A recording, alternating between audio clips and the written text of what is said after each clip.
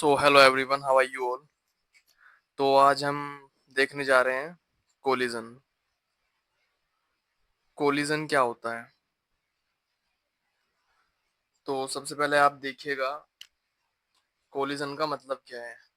तो कोलिजन का मतलब होता है किन्हीं भी दो बॉडीज का आपस में टकराना। ठीक है, कोलिजन यानी कि टकराना। कोई भी दो बॉडीज हैं, ठीक है, उनका आपस में टकराना, उसको हम कहते हैं कोलिजन। ऐसे यहाँ पे ये सपोज ये एक बॉल है, ये किसी स्पीड से जा रही है और ये इसमें टकरा गई। ठीक है, इस तरीके से। तो इसको हम कोलिजन कहते हैं। अब जो हमारे सिलेबस में कोलिजन है उसके हम तीन टाइप पढ़ते हैं। पहला होता है इलास्टिक कोलिजन। ठीक है। दूसरा होता है in elastic collision. In elastic collision. और तीसरा होता है perfectly in elastic collision. Perfectly in elastic collision. तो हम ये जो टाइप्स हैं इनको एक एक बारी बारी पढ़ते हैं। ठीक है, एक एक करके पढ़ेंगे। तो सबसे पहले हम पढ़ेंगे इलास्टिक कोलिजन। अब ये जो इलास्टिक कोलिजन है इसको भी हम ये जो इलास्टिक कोलिजन है इसको भी हम सबसे पहले 1D में पढ़ेंगे, यानी कि 1D इलास्टिक कोलिजन। और फिर हम पढ़ेंगे 2D में। 2D में इलास्टिक कोलिजन कैसे होता है। ठीक है ना। तो सबसे पहले अब हम शुरू करने जा रहे हैं इलास्टिक कोलिजन इन 1D, one dimensional elastic collision. ठीक है। अब 1D का मतलब क्या है, आपको पता है कि कोई भी ऐसा मोशन जो कि एक एक्सेस में लाई कर रहा हो उसको हम कहते हैं 1D। 1D मोशन यानी कि यहाँ पर मैं आपको पढ़ाऊंगा कि एक एम मास ये है। सपोज M1 मास की बॉल है, ये एक बॉल है जिसका मास है M1। ठीक है, और एक ये दूसरी बॉल है इसका मास है M2। अब M1 मास की कुछ इनिशियल स्पीड है U1 और M2 मास की कुछ इनिशियल स्पीड है U2। मैं मान के चल रहा हूं कि जो U1 है वो बड़ा है U2 से। ठीक है। तो ऑब्वियसली जब इसकी स्पीड बड़ी होगी, इसकी स्पीड ज्यादा होगी U2 से, U1 ज्यादा होगा U2 से, M1 तेज दौड़ रहा है M2 से, तो ऑब्वियसली जो M1 है वो इसमें जाके हिट करेगा एक टाइम पे आकर। तो सपोज यहाँ कहीं M1 और M2 आपस में हिट कर जाते हैं, यानी कि यहाँ क्या हो जाता है, कोलिजन। राइट। और कोलिजन होकर, मैंने क्योंकि कहा ये इलास्टिक कोलिजन है, ठीक है, तो कोलिजन होने के बाद ये क्या करेंगे, सेपरेट भी हो जाएंगे। ठीक है, अलग अलग भी हो जाएंगे। और अब इनकी स्पीड चेंज हो जाएगी, M1 की कुछ V1 हो जाएगी और M2 की V2 हो जाएगी। तो इस पूरे प्रोसेस में आप एक चीज देख रहे हैं कि यहाँ पर ये जो ऑब्जेक्ट्स टकरा रहे हैं आपस में, इनका सेंटर ऑफ मास टकरा रहा है। क्या टकरा रहा है, सेंटर ऑफ मास, यानी कि ये एक लाइन में टकरा रहे हैं एक दूसरे से, ऐसे एक लाइन में, यानी कि एक ही एक्सिस में इनका टकराना और मोशन हो रहा है। ठीक है, ये जो ऑब्जेक्ट्स हैं ये एक ही एक्सिस में टकरा रहे हैं और एक ही एक्सिस में, जिस एक्सिस में टकराए उसी एक्सिस में मोशन कर रहे हैं। इसी वजह से हमने इसको बोला 1D इलास्टिक कोलिजन। ठीक है। तो हम आज 1D इलास्टिक कोलिजन ही पढ़ेंगे, इसके बारे में देखेंगे। चलिए शुरू करते हैं। तो सबसे पहले मैं आपको बता दूं कोलिजन के बेसिक्स पॉइंट्स क्या होंगे। तो जैसे कि हम पढ़ रहे हैं कोलिजन यानी कि टकराना, तो यहाँ पर कोलिजन में थ्रू आउट द प्रोसेस जो एक्सटर्नल फोर्स है वो जीरो लेंगे, जीरो होता है। ठीक है, through out the process the external force, the external force of system of system is zero. ठीक है, यानी कि यहाँ पर कोई एक्सटर्नल फोर्स काम नहीं कर रहा इस प्रोसेस में। देखिए कोई एक्सटर्नल फोर्स, देखिए सिस्टम का मतलब क्या है? सिस्टम का मतलब है कि जितने भी मासेस इस प्रोसेस में लग रहे हैं उस पूरे को मिला के एक सिस्टम कहते हैं। अब जैसे कि यहाँ पर दो मास है M1 एंड M2, तो ये पूरा एक सिस्टम हो गया इन दोनों मासेस का। तो इन दोनों मासेस में एक्सटर्नल कोई फोर्स नहीं लग रहा, एक्सटर्नल फोर्स जीरो है। ठीक है, फोर्स तो लग रहा है पर एक्सटर्नल नहीं लग रहा, यानी कि इस पूरे सिस्टम पे इन दोनों मासेस में मिला के कोई फोर्स नहीं लग रहा है। ठीक है, ये दोनों मासेस ही एक दूसरे पे फोर्स लगा रहे हैं, यानी कि M1 M2 पे लगा रहा टकराने के बाद, ठीक है, और M2 M1 पे लगा रहा है, पर एक्सटर्नली कोई फोर्स नहीं लग रहा। एक्सटर्नल नेट फोर्स क्या है? जीरो है। तो हमने एक चीज पढ़ी थी, कंजर्वेशन ऑफ लीनियर मोमेंटम, यानी कि अगर हमारा किसी भी सिस्टम का एक्सटर्नल फोर्स जीरो होता है तो वहां पर जो मोमेंटम है वो कंजर्व हो जाता है।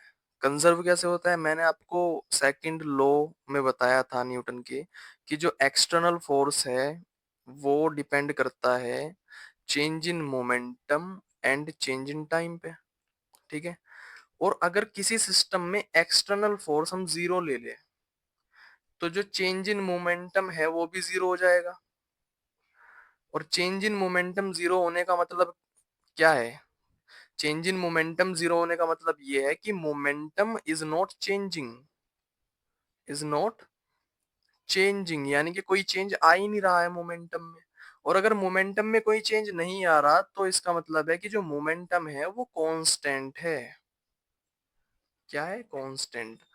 और अगर हमारा यहाँ पर मोमेंटम कांस्टेंट हो गया तो हम क्या कह सकते हैं कि जो मोमेंटम है वो क्या है? कंजर्व्ड है।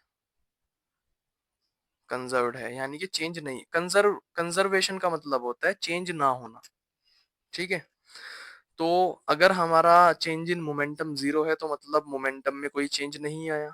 और अगर मोमेंटम में कोई चेंज नहीं आ रहा है तो मतलब ये है कि जो हमारा मोमेंटम है वो क्या है? कंजर्व्ड है। ठीक है, तो कोलिजन में मैंने आपको बताया, कोलिजन में मैंने आपको क्या बताया कि जो प्रोसेस में एक्सटर्नल फोर्स है वो जीरो होता है। और अगर एक्सटर्नल फोर्स जीरो है तो कोलिजन के प्रोसेस में जो हमारा मोमेंटम होगा वो क्या होगा? कंजर्व्ड होगा। ठीक है, तो in every type of collision, in every type of collision, type of collision, linear momentum, linear momentum will be conserved, will be conserved। चाहे कैसा भी कोलिजन हो, किसी भी तरह का हो, इलास्टिक हो, इनइलास्टिक हो या परफेक्टली इनइलास्टिक हो, इन सभी प्रकार के कोलिजन में जो हमारा लीनियर मोमेंटम है वो कंजर्व्ड रहेगा। ठीक है, और इसी के बेसिस पे हम अपने आगे जो प्रोसेस हैं वो जारी करेंगे, यानी कि जो आगे स्टडी है वो इसी के बेसिस पे होगी। लीनियर मोमेंटम हमारा कंजर्व्ड है, जो आगे प्रोसेस हम पढ़ेंगे, जो इक्वेशंस हम बनाएंगे वो सब इसी प्रिंसिपल के बेस पे होगा। ठीक है, तो फर्स्ट पॉइंट आपका क्या हुआ कोलिजन के बारे में, कि in every type of collision linear momentum will be conserved. ठीक है, क्या होगा? लीनियर मोमेंटम कंजर्व्ड होगा, राइट। क्योंकि हम अभी 1D इलास्टिक कोलिजन पढ़ रहे हैं तो उसके बारे में बात करते हैं। जो हमारा काइनेटिक एनर्जी है इनिशियल, वो बराबर होगी फाइनल के। ठीक है, यानी कि मैंने आपको अभी एक एग्जांपल बताया, यहाँ पर M1 है, वो U1 स्पीड से जा रहा है। ठीक है, और यहाँ पर M2 है, वो U2 स्पीड से जा रहा है, और U1 बड़ा होगा U2 से। ठीक है, मैंने आपको इतना बताया। और यहाँ कहीं ये दोनों ऑब्जेक्ट्स टकरा देंगे एक दूसरे से। ठीक है, और टकराने के बाद ये अलग भी हो जाएंगे क्योंकि इलास्टिक कोलिजन है M2। तो यहाँ ये M1 U1 से जा रहा है और जो M2 है वो U2 से जा रहा है। सॉरी, M1 V1 से जा रहा है और M2 किससे जा रहा है? V2 से जा रहा है।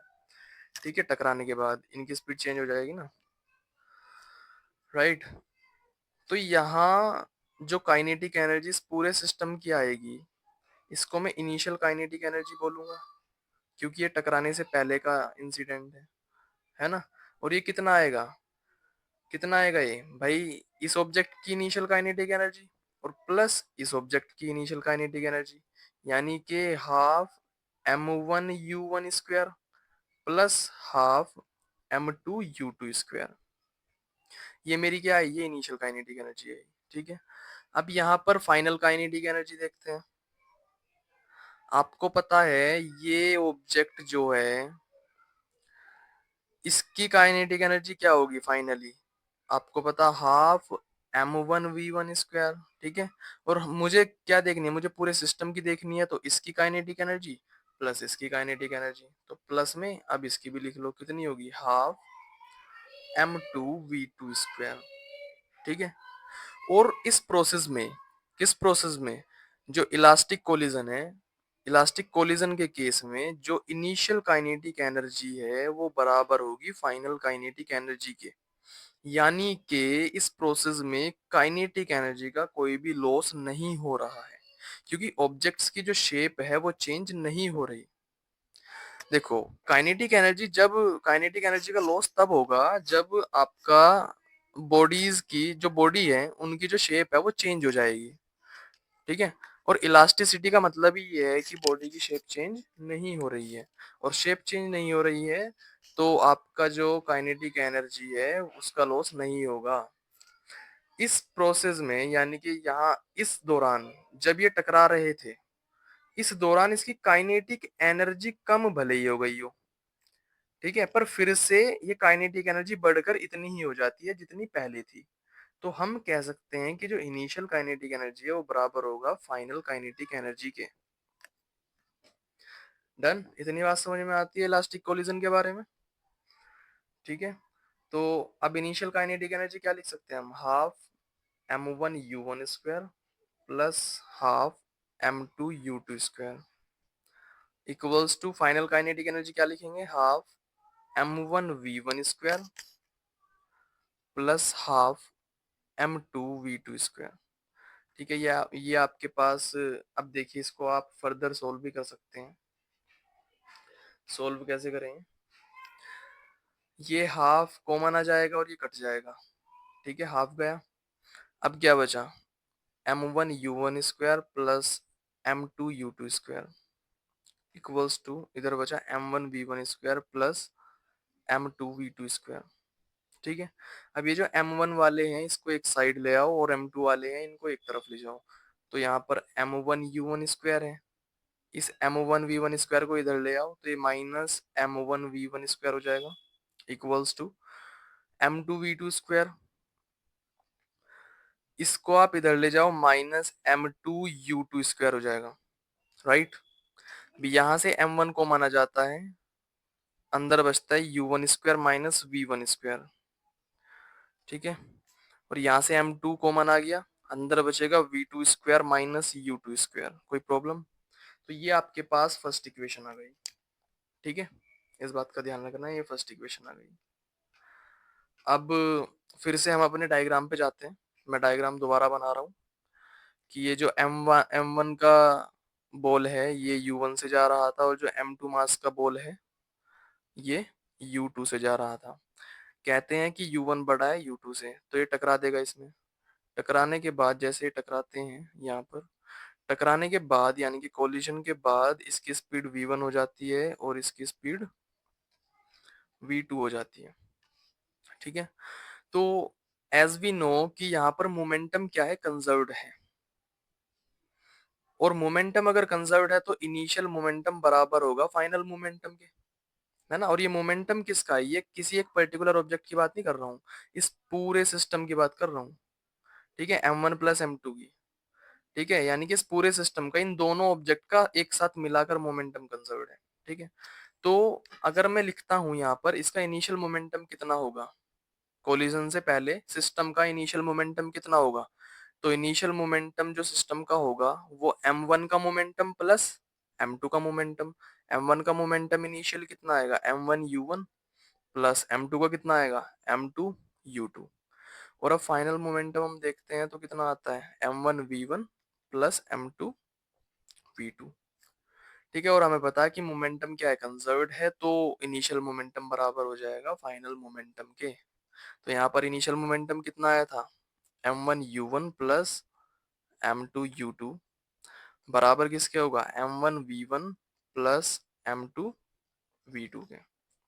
यहाँ तक कोई प्रॉब्लम है नहीं? चलिए, अब यहाँ पर फिर से हम यही काम करते हैं कि m1 वाले एक साथ ले आते हैं, m2 वाले एक साथ, तो ये हो जाएगा m1u1 माइनस m1v1, इसको इधर ले आए ना, equals to m2v2 minus m2u2। ठीक है, यहाँ से m1 कॉमन ले लो, कॉमन आ गया u1 माइनस v1, यहाँ से m2 कॉमन ले लो, v2 माइनस u2। यहाँ तक कोई प्रॉब्लम नहीं? ये आपकी सेकंड इक्वेशन आ गई। ठीक है, अब हम क्या करते हैं, ये जो सेकंड इक्वेशन है, ये जो सेकंड इक्वेशन है, इसको हम क्या करेंगे, डिवाइड करेंगे फर्स्ट इक्वेशन से, या फर्स्ट इक्वेशन को सेकंड से डिवाइड कर दो। ठीक है, करते हैं। हम क्या करेंगे, divide first equation from second. ठीक है, तो आपकी जो फर्स्ट इक्वेशन थी क्या थी भाई, आपकी जो फर्स्ट इक्वेशन थी वो क्या थी, फर्स्ट इक्वेशन थी आपकी ये रही, m1u1 square, m1u1 square minus v1 square equals to m2v2 square minus u2 square. ठीक है, ये आपकी फर्स्ट इक्वेशन, उतार लो इसको यहाँ पे, m1u1 square minus v1 square, ठीक है, equals to m2v2 square minus u2 square. ठीक है, और इस इक्वेशन को, ये फर्स्ट इक्वेशन है, इसको हम डिवाइड कर रहे हैं सेकंड से, डिवाइड कर दो। सेकंड इक्वेशन आपकी ये वाली है, m1u1 minus v1 equals to m2 into v2 minus u2। ठीक है, हमने क्या किया, इक्वेशन फर्स्ट को 2 से डिवाइड किया है। ठीक है, तो यहाँ से कुछ ऐसा बन के आता है, देखिए अब m1 से m चला गया, m2 से m2 चला जाएगा।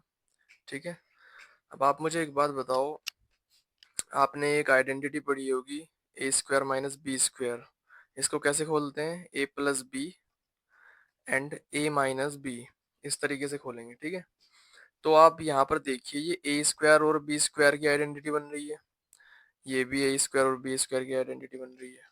ठीक है ना, तो इसको ओपन कर लो इसी तरीके से, जैसे कि u1 square minus v1 square है, तो इसको हम क्या लिख सकते हैं, इसको लिख सकते हैं u1 plus v1 and u1 minus v1, upon में क्या है, u1 माइनस v1 है। ठीक है, इक्वल्स में ये खुलेगा v2 plus u2 and v2 minus u2, upon में v2 माइनस u2 पहले से ही है। ठीक है, ये इससे चला गया है ना,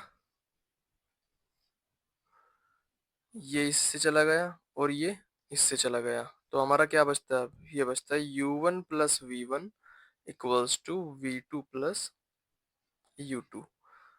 राइट, हमारे को ये मिला।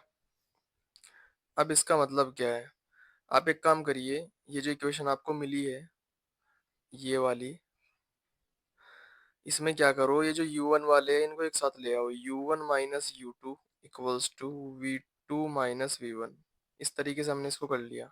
ठीक है, तो हमारे पास ये इक्वेशन आती है। अब ये क्या चीज़ है, इसको समझते हैं आराम से, इसको मैं एक बार यहाँ पे लिख लेता हूँ, u1 minus u2 equals to v2 minus v1, ये बन के आया भाई। अब देखियो,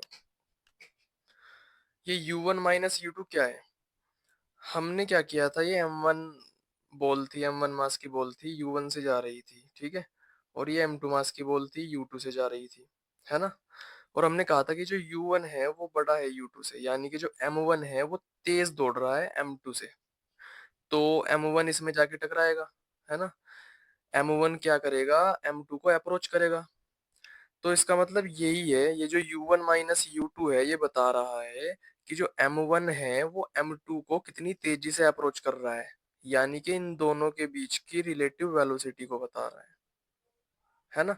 तो हम u1 माइनस u2 को क्या कहेंगे, relative velocity of approach, relative velocity of approach. ठीक है, यानी कि m1 कितनी तेजी से m2 के पास जा रहा है वो बता रहा है u1 माइनस u2, ये रिलेटिव वेलोसिटी है अप्रोच की। और v2 माइनस v1 क्या बताएगा, relative velocity of separation, relative velocity of separation. ठीक है, मतलब ये कि ये जैसे कि m1 u1 से जा रहा था और m2 u2 से जा रहा था, ठीक है, और एक टाइम पे ये टकरा रहे थे, है ना, m1 एंड m2, और टकराने के बाद ये अलग हो गए, है ना, m1 और m2 टकराते ही अलग हो गए। ठीक है, और m1 अब जा रहा है v1 से और m2 जा रहा है v2 से। तो जो कोलिजन के बाद इनका जो सेपरेशन हुआ दोनों बॉडी का, है ना, दोनों बॉल का जो सेपरेशन हुआ, सेपरेशन यानी कि टकराने के बाद ये कितनी तेजी से अलग हुए, उसको हमने बोला रिलेटिव वेलोसिटी ऑफ सेपरेशन, यानी कि v2 माइनस वी वन। ये जो v2 माइनस वी वन है, ये क्या बताता है, ये बताता है कि ये दोनों बॉल कितनी तेजी से अलग हुई हैं। ठीक है, तो यहाँ पर जो हमारी इक्वेशन आई है u1 minus u two equals to v2 minus v one, ये इक्वेशन क्या बताती है, इस इक्वेशन में हमने u1 माइनस यू टू को क्या बोला, रिलेटिव वेलोसिटी ऑफ अप्रोच, है ना, रिलेटिव वेलोसिटी ऑफ अप्रोच।